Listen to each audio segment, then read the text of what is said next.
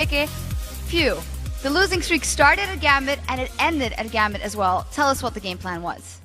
Well, the game plan was like every other game pretty much, but this game I think we were more confident. We wanted to play. We lost so many times that we knew what we were doing wrong. And game after game we were saying we have to do this, we have to do this, we have to do this, and we tried. And this game is the first game that everything worked out. We got an early lead, like many of the games we did, but we didn't throw it. We actually capitalized on objectives like crazy. If they take something, we take something in exchange. We never let them do anything. And it was the first day that we play without mistakes, pretty much.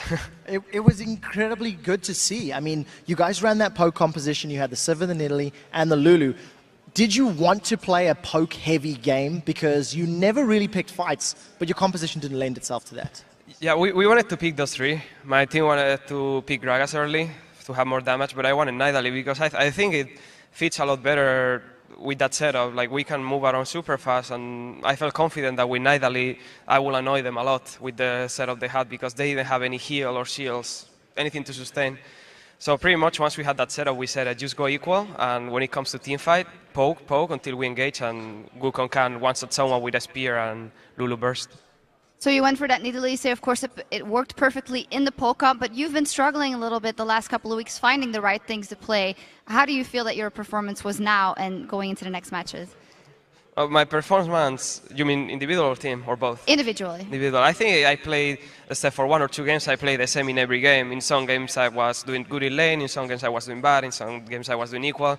It never really mattered, because like the first 7 games we won, some of the games I died in lane, then in teamfights we will be stronger.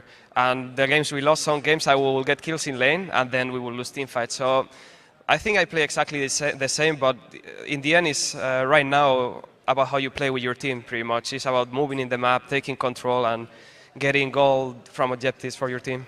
Let's talk a little bit about the moving around the map. You mentioned already the Sivir, the Wukong, and the Lulu picks. These are the same 3 champions that beat you yesterday by alliance.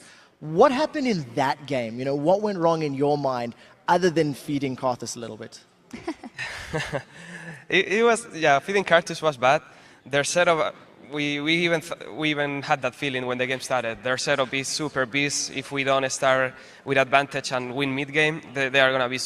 There's no way to stop them late game. Wukong Irelia can just run and kill people, and Karthus is there to go as another front line.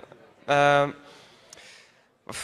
don't know. I think we picked really bad, and today we realized like we were playing Sivir Wukong sometimes, but we were failing to use it properly. And today we're like, let's just pick it and play like they did yesterday. Have some balls and just go in when we see them, and don't be scared because we are good. We are not supposed to play scared, and that's what we did pretty much. If we take a step back and look at the league, losing to Alliance, then an epic win versus Gambit, are those things that you find important, that those are the teams that you had these rivalries with for a long time? Are these bigger encounters for you than the others? I'm not sure. I think that the others are, every match is really a big encounter, but it's kind of funny how we lost to them and then we lost every game. And now they are the ones that we get the first win against. It's kind of funny, no? That the first game that we play super good is against them, not last week, not yesterday, not next week. It's kind of funny. Make it more... Make you think about it, actually, that there is something there. So I've got a question about this now, because it took 8 games lost back-to-back to finally get now what was effectively a perfect performance. Why did it take so long for you to iron out all of the problems? We've been hearing from every single member of Fnatic on Facebook, on Twitter, on Reddit. Why now? Why today? No idea. It took so long. Like we knew the problem, and we were just trying to fix it, but it's like I told them that every game there was someone making a mistake, we didn't play properly the setup. There was always a mistake happening in every game. We never were fully all of us fully confident into the game. Like today we were like, okay, let's just play, let's have fun, play an OP setup that we know we can win with, and since we are good players, we should win because the setup is good, and just don't care about winning or losing, just care about playing the game. And it seems like it worked out better than the others. Yeah, it absolutely did. Rekel said in the great feature we saw about you guys, where you guys were pretty emotional, he said, at one point, I felt like we were letting it go too far. It signals to me that you kind of had a controlled chaos going on, but at what point did it go too far for you guys in losing, and how do you manage to pull that back? I'm not sure. Like it was a chaos at some point because at first you lose some games and it's fine. You see the mistakes. You are like, okay, we did this mistake. We can fix them. Then you play again and you do the mistakes again, and then you do them again. And then the game you don't do those mistakes. You play bad in lane or you do other mistakes. Then it really gets into your head because you are reading all the comments, what people say.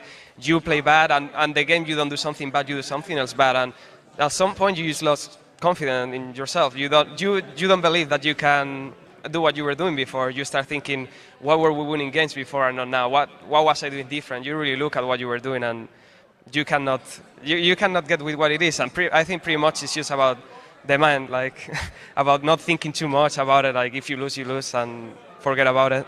So I've got quite a serious question now, because the two sides of Fnatic that we've seen, you guys go 7-0, and I'm going to say it quite bluntly, the confidence went to your heads. We heard it in the feature. You guys were all saying, we thought we could win everything. Then you lose 8 games in a row. All of the negativity gets to your head, and you start thinking we're going to lose everything. How do you ensure that both extremes do not happen going into the last few weeks of the split? Oh, we have experienced both extremes now, so I think we will, no matter what, we will try to improve a lot more, because yeah, we won one game, but that doesn't mean we are better. We still will have bad games. We have to improve. We might lose a lot of games in a row again, but we have to improve. We have to practice a lot, focus on all the mistakes and fix them, because today we play good, but we should play really good every game, not just one game out of 7. All right, well, thank you very much for that. One last thing I'd like to ask you guys is your predictions for our next match coming up. Millennium as a take on the Copenhagen Wolves. Trev? I think it's going to be a 67,000-minute game with the Copenhagen Wolves probably taking, just based off yesterday's performance, I think the Wolves are looking stronger. 22 kills to 17 kills, something like that. No, I think Wolves will take it. They are playing super good, but I hope Millennium does good. They are really nice guys. They are a friend of us, and especially Ara. Ara has always been supporting me. Like even yesterday, he's one of the reasons why today I was kind of confident. He was talking to me sometime, and it was good. So I hope they do good. All right, it's going to be a great matchup. Congratulations once again. Gracias, Peque. And now we're going to head back over to Joe and the Fisho for the next match.